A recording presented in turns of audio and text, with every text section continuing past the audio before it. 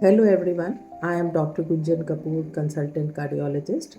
आज मैं आपको बहुत सिंपल लैंग्वेज में समझाऊंगी कि ब्लड थिनर्स और कोलेस्ट्रॉल मेडिसिन्स हार्ट अटैक या एंजियोप्लास्टी के बाद क्यों ज़रूरी होते हैं, कैसे काम करते हैं, उनके साइड इफ़ेक्ट्स क्या होते हैं और किन बातों को आपको ध्यान रखना चाहिए।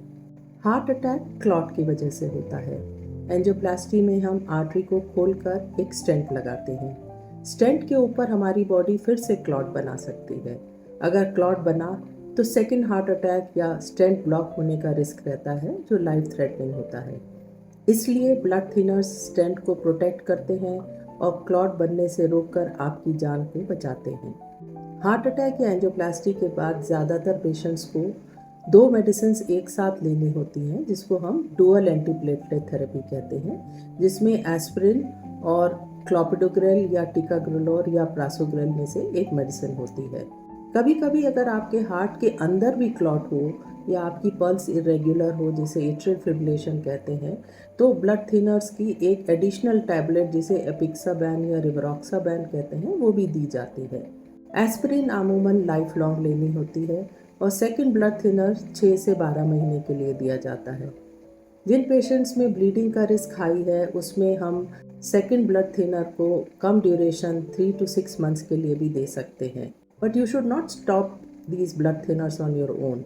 सडन स्टॉपेज से स्टेंट के ब्लॉक होने का रिस्क रहता है। कुछ common side effects like nose bleed, gum bleed, easy bruising या एसिडिटी होती है, जो हमें बहुत परेशान नहीं होना चाहिए। प्रिकॉशंस ये है कि ब्लेड से शेविंग अवॉइड करें। पेन किलर्स जैसे आइब्यूप्रोफेन और डाइक्लोफिनेक को अवॉइड करें।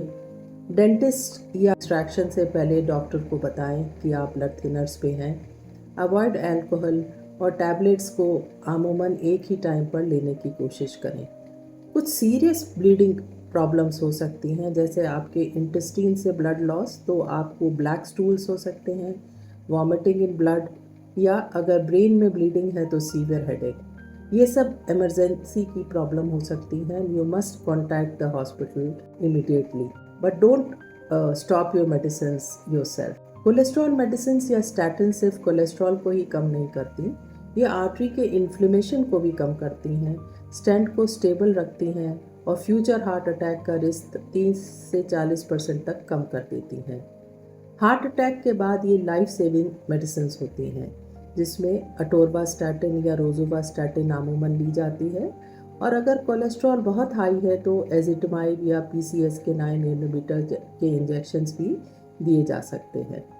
स्टैटिन्स के कुछ कॉमन साइड इफ़ेक्ट्स होते हैं, जैसे लाइट मसल पेन या लिवर में थोड़ा सा एंजाइम एलिवेशन, जो यूजुअली टेम्परेरी होता है।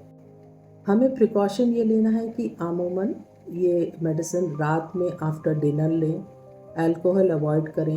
अगर मसल्स में ज़्यादा पेन है तो डॉक्टर से कांटेक्ट करें और टाइम टू टाइम अपना लिवर फंक्शन और कोलेस्ट्रॉल के टेस्ट करवाते रहें। तो फ्रेंड्स, हार्ट अटैक के बाद ब्लड थिनर्स और स्टेटिन्स आपको प्रोटेक्ट करने के लिए बहुत इम्पॉर्टेंट होते हैं। इन्हें रेगुलर और बिना स्किप किए लेना ज़रूरी है। अगर कोई डाउट हो या साइड इफ़ेक्ट्स हो तो you should contact your cardiologist. I am Dr. Gunjan Kapoor. If you like this video, kindly share and subscribe our YouTube channel. Stay heart healthy. Thank you.